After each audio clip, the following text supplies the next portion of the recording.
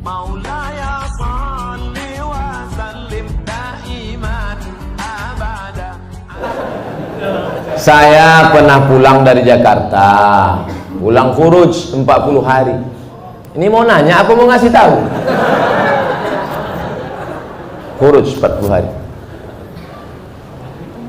Naik kapal laut bulan Ramadan kemarin. Oh, sedap ceritanya nih. Rasa-rasa membaca novel tenggelamnya kapal Panderwijk.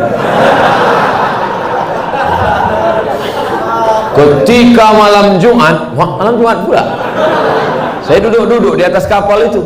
Oh, ketemu sama orang Swiss. Panjang ceritanya. Alhamdulillah, lebih kurang 30 apa ini? Hah? 30. Tahu pula dari aku lagi. Bicara sama orang Swiss itu, berhasillah kami bimbing dia syahadat. Allahu Akbar. Down saya membacanya. Saya menceramahi orang yang udah Islam. Saya menceramahi orang yang sudah dalam masjid.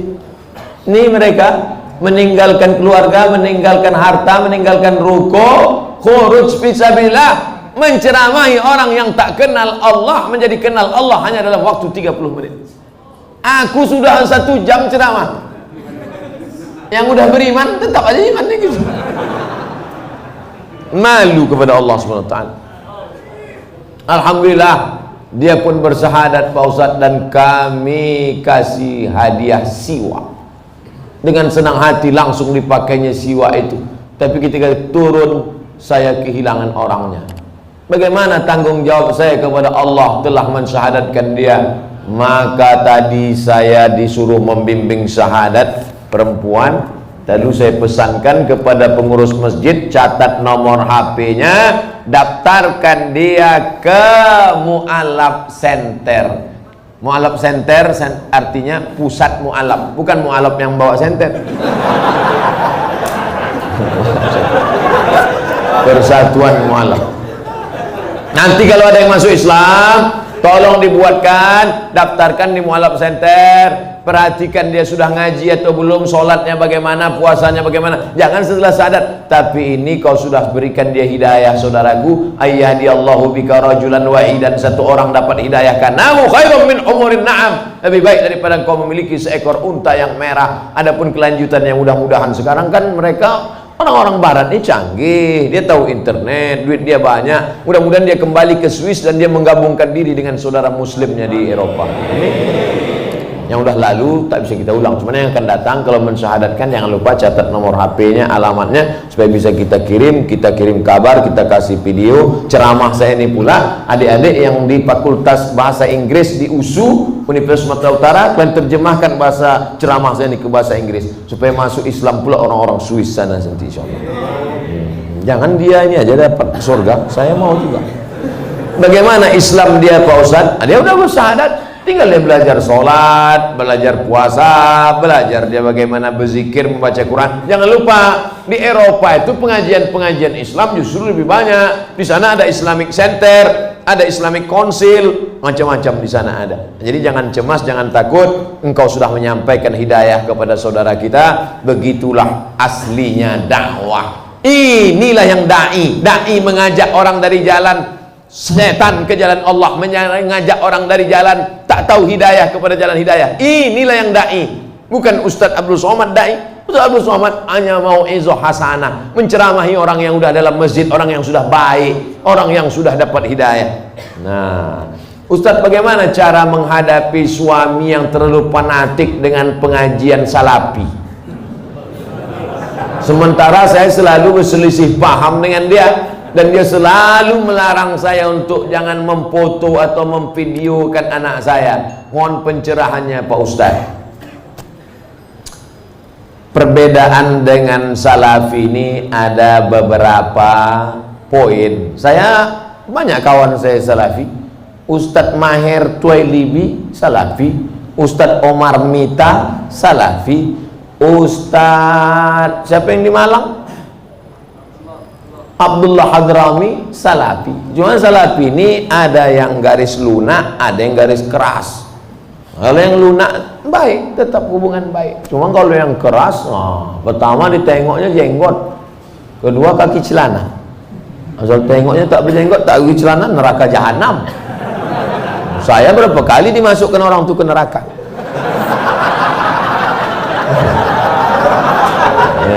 Itu jadi maksud saya, jangan kalian pukul rata, jangan pukul rata. Adapun dia melarang foto, melarang video, bagus juga. Takut dia kalau anak ini dipoto, dibuatkan video, diupload di Instagram, di FB, nanti takut kena penyakit ain. Hati-hati Pak. Jangan cuma foto anak, foto bini pun bisa kena juga. Dilarikan orang bini bapak nanti. Itu hati-hati. Jadi kalau sekedar melarang foto sama video tak apa-apa. Tapi kalau sampai pada perbedaan mazhab, ini tentang masalah salafi. Pak Ustadz, bagaimana hukumnya apabila seseorang terlambat atau tinggal dalam sholat id? La ilaha illallah. Sholat id pun terlambat. Parah kawannya.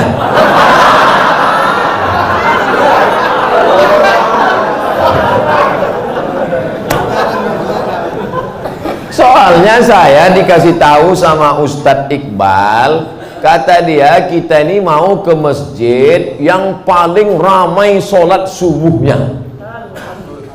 Betul? Kenapa ada yang terlambat sholat id? Jadi kalau sampai ke tanah lapang, imamnya sudah takbir yang kelima, Allahu Akbar, Allahu Akbar, Allahu Akbar, Allahu Akbar. Apakah makmum yang masbuk tadi mesti mengulang takbirnya tadi? Tidak, karena takbir itu hukumnya sunnah. Dia ikut aja berapa yang dapat. Bagaimana kalau dia datang imamnya sudah tasyahud akhir?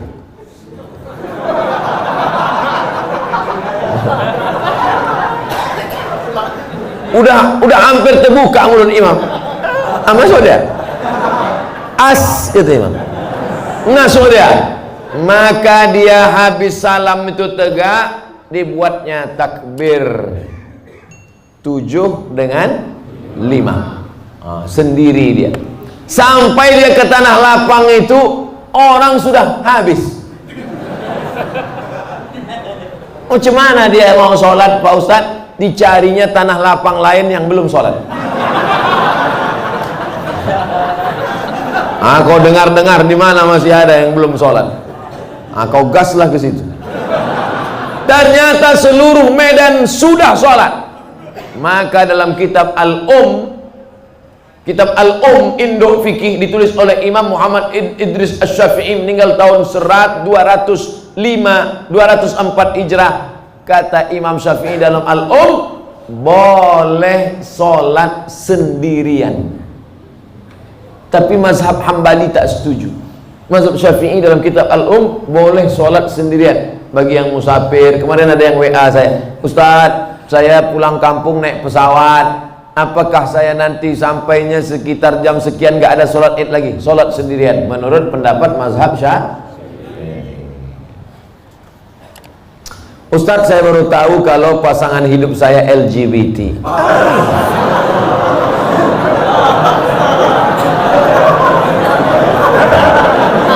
Apa yang harus saya lakukan Ustadz? Mempertahankan atau meninggalkannya?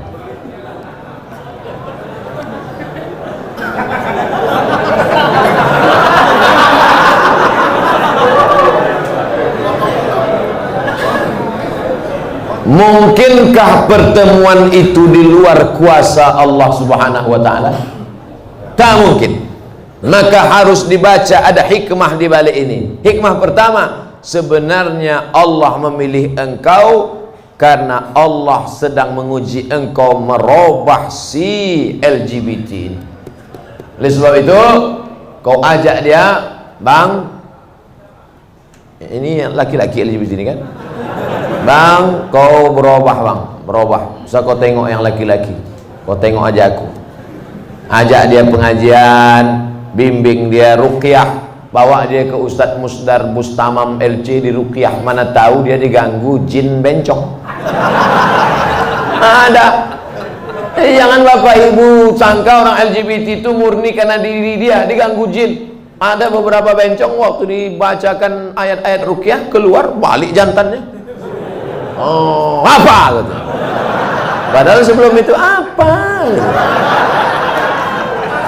Sehat dia. Segala usaha, pergi ke terapis, pergi ke psikolog, pergi ke ustadz, pergi ke ruqyah. Kalau kau tengok ada perubahan, lanjutkan. Tapi kalau kau tengok nampaknya dia tak berubah, maka kau gugat ke pengadilan, kau cari suami yang bersih dari penyakit LGBT. Tapi lakukan dulu langkah-langkah ini. Tapi kalau dia tak berubah juga, memang tak ada niat dia untuk berubah, memang dia mau bertahan di situ. Kau perempuan lemah, tak sanggup. La yukallifullahu nafsan illa usaha, maka kau gugat dia ke pengadilan. Saya gugat dia karena dia LGBT. Tengok sama Pak Hakim, kenapa kau gugat dia? Dia LGBT. Betul kau LGBT? Iya, kata dia. Mudah-mudahan Allah menyelamatkan anak cucu cicit kita dari LGBT. Penyakit LGBT ditulis dalam Al-Quran. Innakum la ta'tuna rijala syahwatan min dunin nisa. Kalian mendatangi laki-laki bersahwat tak mau pada perempuan. Hukumannya ditulis dalam Quran. Ja'alna 'aliyaha safilaha. Kami jadikan yang bawah naik ke atas, yang atas bawah turun ke bawah. Amtarna 'alaihim bi'ijaratin min sijilin mamdud. Kami hujani mereka dengan batu dari api neraka. Tak ada azab-azab yang hebat itu sampai ditulis dalam Quran, menunjukkan begitu hebatnya dosa LGBT. Di dunia kena penyakit HIV AIDS. Ada pengakuan seorang dokter ketika diperiksa, macam-macam penyakit yang tak terlintas di pikiran. Orang kena LGBT ini berbisul otaknya. Orang bisul di lutut jadi otak. Oleh sebab itu LGBT, tobatlah kalian, tobat. Bertambah lagi musuh. Mengamuk pula besok LGBT. Bantailah situ. Apa lagi dipikirkan? Awak pun akan mati juga. Diam pun mati, bercakap pun mati. Bagus mati bercakap daripada mati diam. Ustaz, sekarang saya ini tengah mengagumi seorang mahasiswa di Mesir. Masya Allah. Balik saya muda balik rasanya. Bagaimana cara saya dalam mengistiqomahkan cinta saya dan membuat hatinya tersentuh? Tentunya tidak mengurangi rasa cinta saya kepada Allah, Pak Ustaz. Kau laki-laki apa perempuan? Saya ini tengah mengagumi seorang mahasiswa. Berarti dia perempuan. Dia suka sama mahasiswa di Mesir. Kau bilang sama dia, Bang, abang janji ya tak tergoda sama cewek-cewek Mesir. Abang mau nanti pulang dari Mesir menikahi aku. Tapi kau perempuan tak boleh ngomong langsung sama laki-laki. Itu namanya perempuan gatal. Nah, walimu yang menghubungi dia, ayahmu, abangmu, datukmu, pamanmu, pakcikmu, ngomong ke dia, Assalamualaikum alumni Mesir. Ya, kau nanti pulang mau nikah sama anak saya. Aku tengok dulu Pak. Kalau segan nanti saya kontak dia, saya hubungi. Adik-adik kelas saya itu. Mudah-mudahan dari muda dia sudah menginginkan seorang imam yang dapat bibit bebet bobot yang nanti akan menjadikan anak cucunya menjadi pemimpin-pemimpin bagi orang yang bertakwa. Waj'alna lil muttaqina imama. Sekarang anak-anak gadis nih yang ditengoknya bukan tamat dari Mesirnya, ini tengoknya bukan ilmu agamanya, ini tengoknya datang naik apa. Kalau ditengoknya naik Grab, enggak ada. Matre. Nauzubillah. Bersyukur Bapak Ibu anak-anak gadisnya mau memilih imam, qori, alumni Al-Azhar. Ustaz, saya mau tanya, mana yang diutamakan, suami apa istri?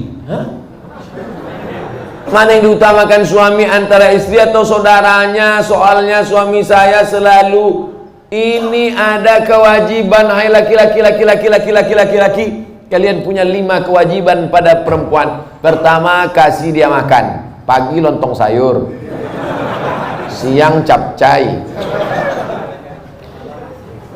malam tahu saya tak bahasa. Pertama, kasih dia makan. Yang kedua, kasih dia pakaian. Karena sekarang banyak laki-laki yang tak mengasihi bininya pakaian. Kalian tengoklah di mall-mall tuh. Kain belum berjahit dipakai, celana kuyak dipakai.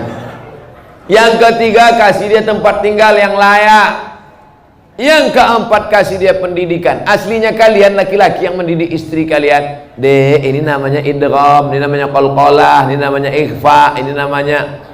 Aslinya laki-laki yang mendidik istrinya, tapi karena tak sanggup maka diajarkan kepada guru mengaji. Makan, pakaian, tempat tinggal, pendidikan, perhatian. Banyak perempuan sekarang pakai tumit sepatu 15 cm.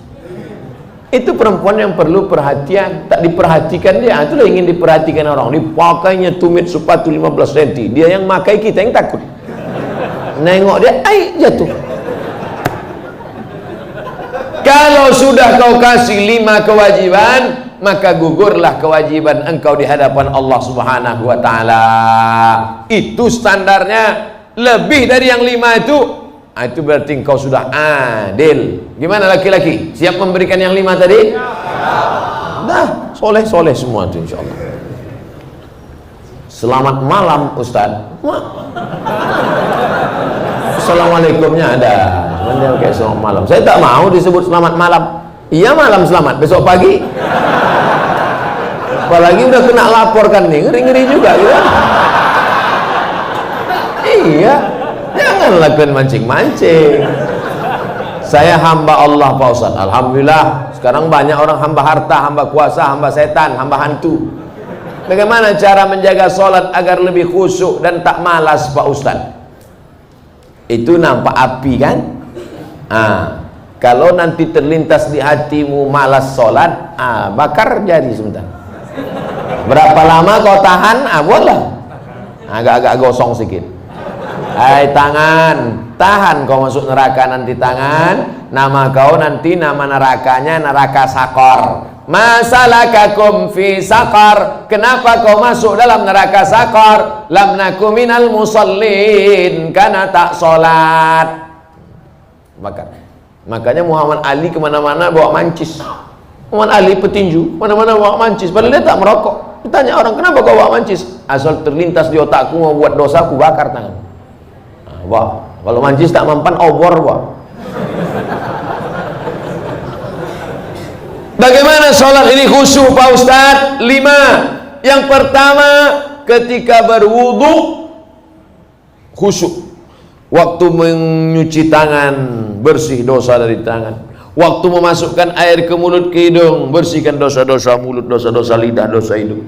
Waktu air dibasuh ke muka, keluar dosa-dosa biji mata, banyak silap salah. Waktu air menyiram tangan, keluar dosa-dosa dari ujung jari jemari. Khusyuk. Waktu air mengusap kepala, keluar dosa isi kepala yang kotor sampai ke lubang telinga. Waktu air menyiram kaki, keluar dosa-dosa kaki yang dilangkahkan ke tempat maksiat dan dosa. Makanya ketika berwudu itu jangan bercakap.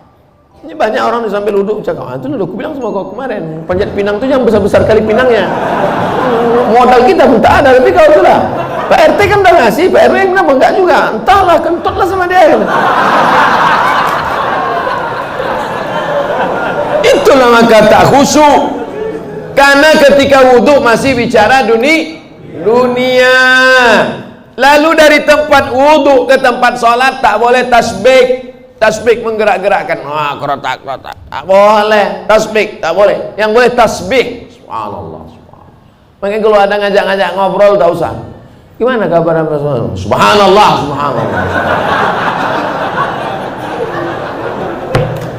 Tiga. Ada terdengar azan, jawab hayya 'alas shalah. La haula wala quwwata. Jangan bicara waktu azan. Siapa yang bicara ketika azan dikumandangkan, matinya mati su'ul khatimah. Begitu kata Syekh Imam Nawawi, Syekh Jalaluddin Abdurrahman As-Suyuti. Hati-hati. Lalu kemudian yang keempat, membaca bukan mutalaah. Mutalaah mulut tak bergerak. Waktu sholat itu membaca Allahu Akbar kabir walhamdulillahi katsir. Baca. Ini banyak orang sholat mulutnya diam.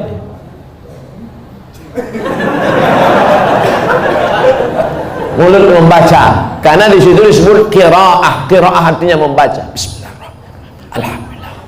Ar-Rahman. Yang kelima, mengerti apa yang dibaca. Itulah mengapa tadi saya pilih ayatnya, ayat-ayat pendek, supaya besok kalau sholat zuhur mengerti apa yang dibaca. Wailul likulli humazatin lumazah alladzi jama'a malahu wa 'addadah. Kebetulan kawan di sebelah itu asik ngumpul-ngumpul harta. Jama'a malahu wa 'addadah. Yahsabu anna malahu akhladah kalla la yumbadanna fil hutamah. Apa hukumnya mencium istri sedang berpuasa? Istri siapa?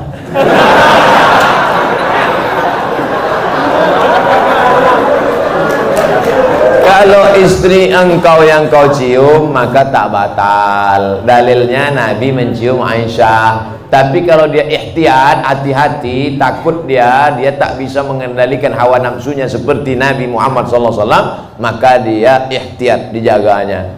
Tapi hukum aslinya tak batal. Tapi kalau sampai memperturutkan hawa nafsu, maka jatuh dalam batal, rusak puasanya. Man lam yada imsakun nafsi, menahan diri, anil mahzurati, dari semua yang terlarang, min tulu'il fajri, dari terbit fajar, ila ghurubi syamsi, sampai tenggelam matahari. Itu definisi puasa.